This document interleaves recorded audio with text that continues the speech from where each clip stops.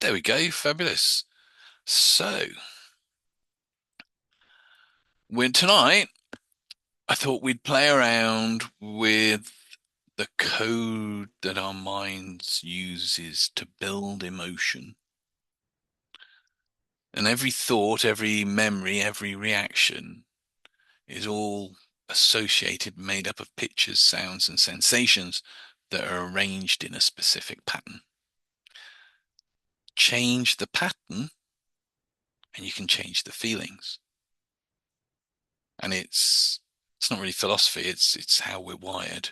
So by the end of this session, hopefully you'll have a bit more of insight into how to rewire your own moods, your own feelings in real time.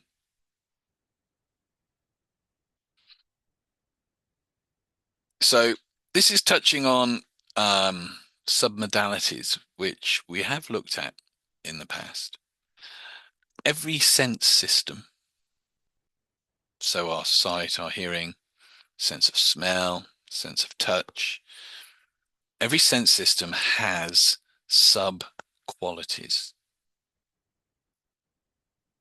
These can be things like the brightness of something, the size of something, the location of something, the tone of something, the tempo of something, the texture of something, its pressure, whether it's warm, whether it's cold.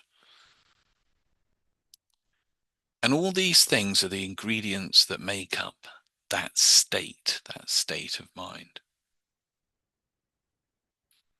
And once we learn to use these different qualities,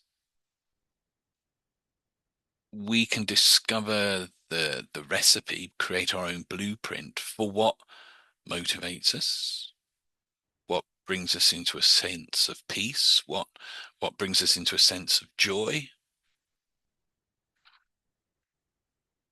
just by learning and seeing and understanding those different qualities.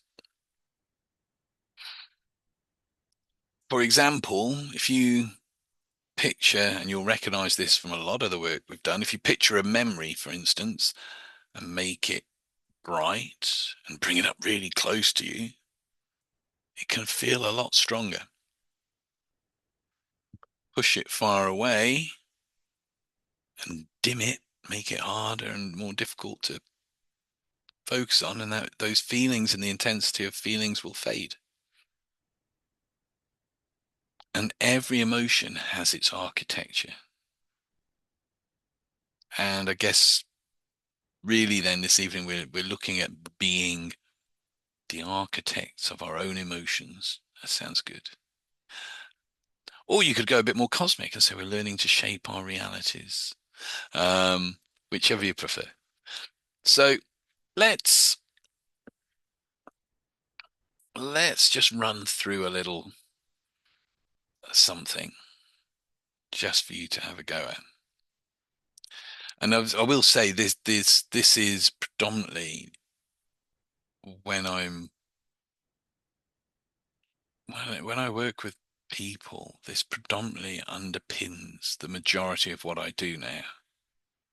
I was working with someone a little bit back um, with some anxiety related stuff, and we were using this way of working to completely change how she felt about it. I mean, at the beginning of the session, she didn't imagine that she could feel anything other than the anxiety. And within about 15 minutes of the session, she was like, I can't feel the anxiety. Um, and yet she'd been convinced that she would always feel it, and that then she wasn't feeling it. Well, that's a powerful moment, because if you cannot feel it once, then you cannot feel it more often. So I'm going to invite you to think of a time when you felt genuinely alive. A memory of a day that when you think about it, still feels good, still makes you smile. So If you've got that, just let me know with a thumbs up or a wave or a whatever. There's a thumbs up from Susan. There's Anne sending me a love heart. Oh, and there's Sally. Yay! And a wave too. Excellent. So, what I want you to do with that in your memory now, notice how you're seeing it. Are you picturing it as an image in your mind? Are you watching it? If so, is it bright? Is it close up or is it further away? Are you seeing it like a photograph or is it like a movie? And we've discussed about how we kind of have our stronger wet senses for how we perceive the world. So it might be more that there are sounds that you're associating to that memory. So maybe recalling the voices of something or the music of something or maybe it's a holiday memory and it started by remembering the sounds of the sea. Or maybe you're hearing just silence because actually there was silence in that moment and that's what made it special. Alternatively, you're thinking of this memory now, and you'll have we've used this, and you'll notice that we use this quite a lot. Where in your body do you feel that memory? What sensations do you notice in your body when you think of that memory? Do you feel a warmth? Do you feel lightness? Do you feel expanded? Do you feel held? Notice those sensations.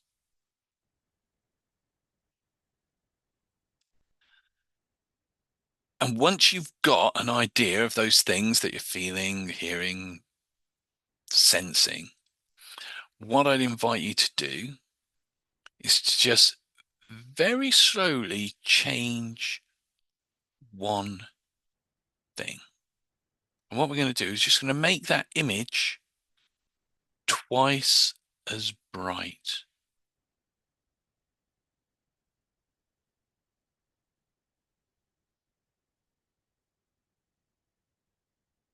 Or if it's sounds, make them crisper, make them louder.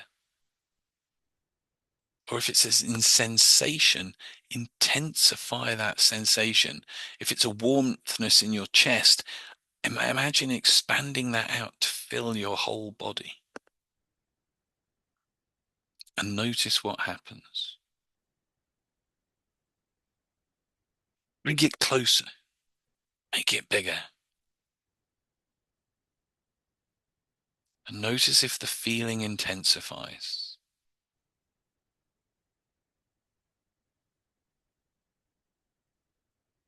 And let's do that just now with an image. Just take the image of that and make it bigger and brighter. Notice what happens. Bring it in closer. Notice how it feels when you make it big and close. And then notice how it feels as you slowly ease it away, getting smaller and dimmer into the distance.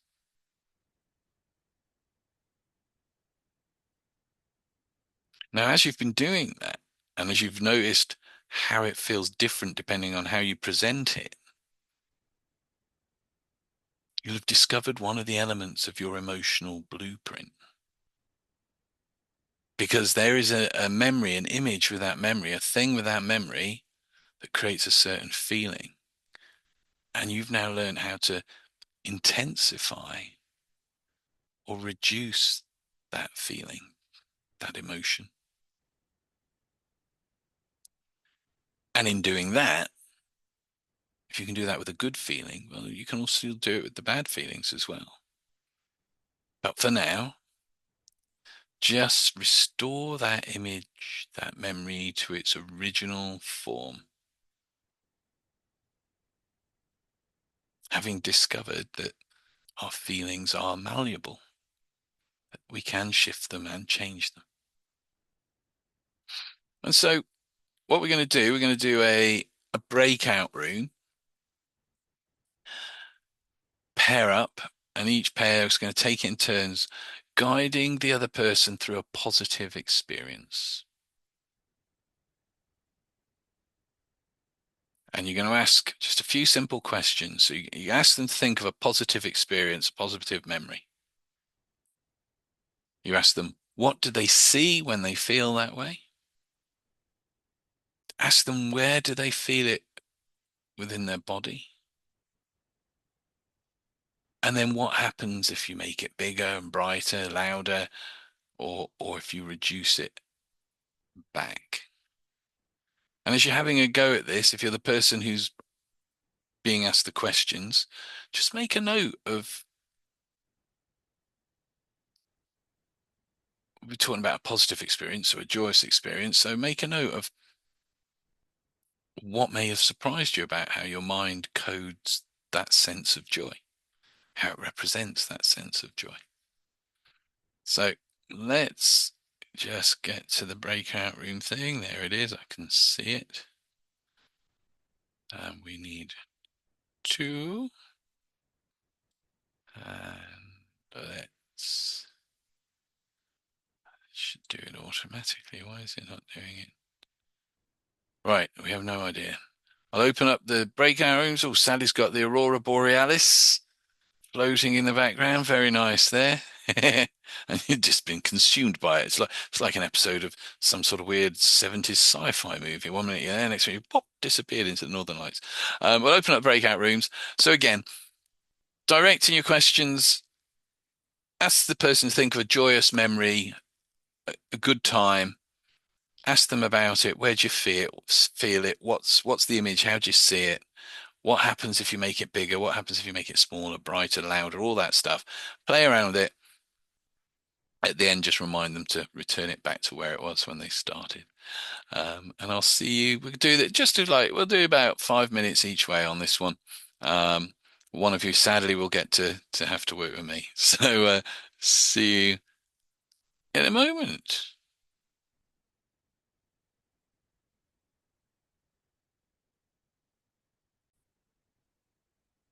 Oh, I knew it'd do that. Yeah.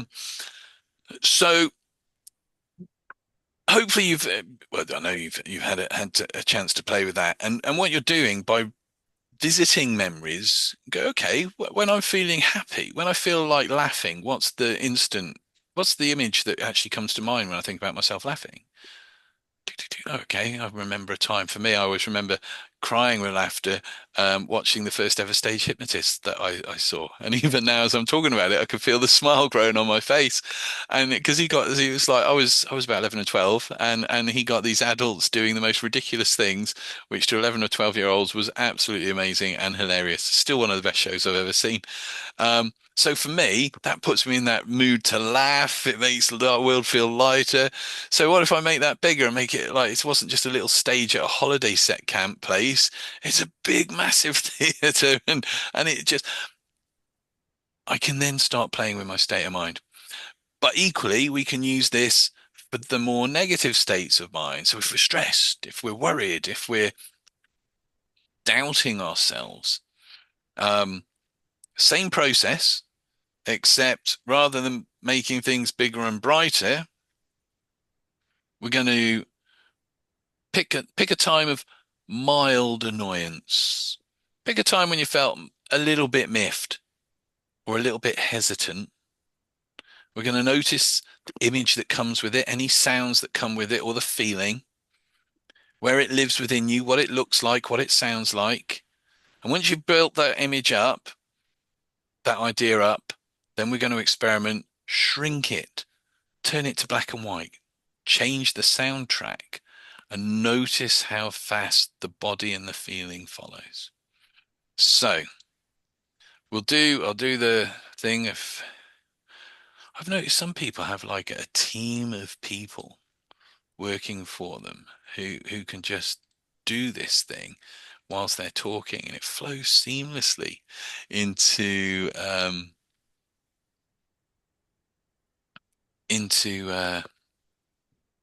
one breakout room to the other.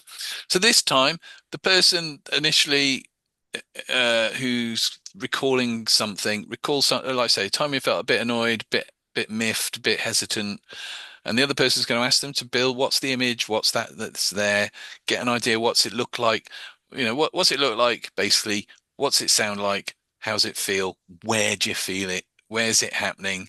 Usually, if it's annoying, if it's an intense feeling, it tends to be up close. If it's a less intense feeling, it tends to be further away. Find out how that's being represented and then ask the person to play with it. Make it smaller, get it, push it away, make it invisible, dissolve it, take the color, change the soundtrack. If it's a bit of a memory, and okay, what happens if you put some beautiful like new age whale music over the top of it? For some people, it's going to make them go and other people are just going to feel like they want to kill something else even more. Uh, so play around with it and see how you get on. And again, if you're the one that's being guided through the stuff, pay attention to how that feeling around that memory changes and shifts when you start changing how you're looking at it. And we'll do the rooms. We'll do about the same time as last time, and then we'll crack on. There we go. We'll wind up officially.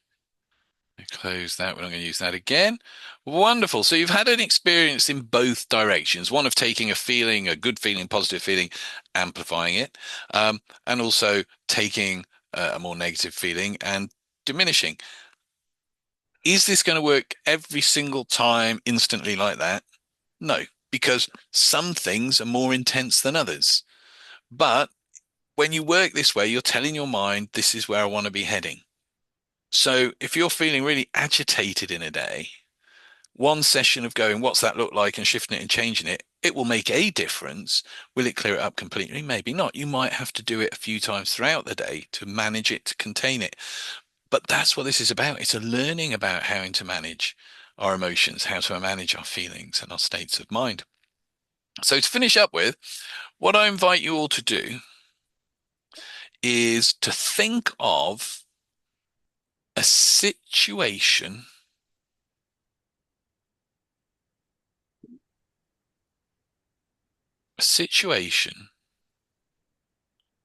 that you want to feel differently about. Yeah, just give me a thumbs up when you've Mm, got one. That's it.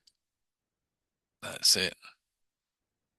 Doesn't have to be a biggie. It can be a little thing. It could be like, oh, I wish I didn't get so agitated standing in queues at the supermarket. It could be anything. Just something where you think, oh, I wish I felt a bit different. Yeah, we got that. So, what I want you to do, because there'll be an image, there'll be already, that there is some way that you're representing that feeling, that situation that you want to feel different about. So, what I'm going to invite you to do, using those things you've learned about what makes things feel more joyous and happy, I want you to start to create a new image. So, in your mind, you've got that image of that situation where you want to feel differently. Start changing that in your mind. If you learned that making things color makes them feel not so good and black and white feels better, then change it. Vice versa, if you find that things in black and white and you give it color, it feels better, change it. If there's people in that image, move them around. If it's to do with a person and you maybe that person you're finding them difficult at the moment, move that person further away in that image so they don't feel so intense. Make them smaller. If it helps, make them this big so they really cannot annoy you. Start playing with that image. If there's any sounds associated with that image of that situation, change them or add something. What happens if you add a bit of classical music or a bit of comedy music to that situation? So it's just there in the background. And where are you feeling it? Where's that feeling of it? Where are you sensing it within you? If you're feeling it in the gut of your stomach, like I don't know, a black tennis ball, move it up to your heart and make it into a rose. Or move it into your shoulder and make it into a daffodil. or move it outside of you and change it into something different than what it is now. And the beauty of this is we don't have to take hours and hours to do it. We can literally just change those things. And once you've done that, step into that new image, step into that new scene of it. And notice how you feel differently. When you recode it, where you shift and change that inner representation to allow you now to feel differently, or begin to feel different about whatever that situation was.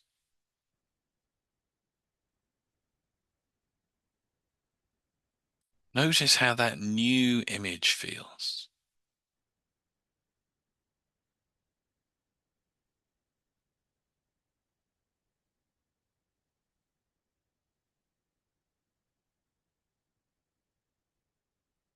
And then make a choice. Decide that this now will become your new default setting for that situation. Anytime you think of that situation or you find yourself in that situation, this is the image that comes to you. This is the blueprint that you've chosen now for that situation. And again, just as you realize that, just check in with how it feels when you think about that situation and how you used to think about it and how you used to feel about it. Our emotions aren't random. They're designed, and you are the designer, whether you do that consciously or unconsciously. What you feel tomorrow will depend upon what you build tonight in sound, sight, and sensation. So to end this session, I'm going to give you an invite to notice over the next week your inner architecture. Start to notice the bits of your inner world that feel good. And those bits that you come across where the architecture is less pleasing, well, now you know how to redesign it. And then you can choose the new design over the old.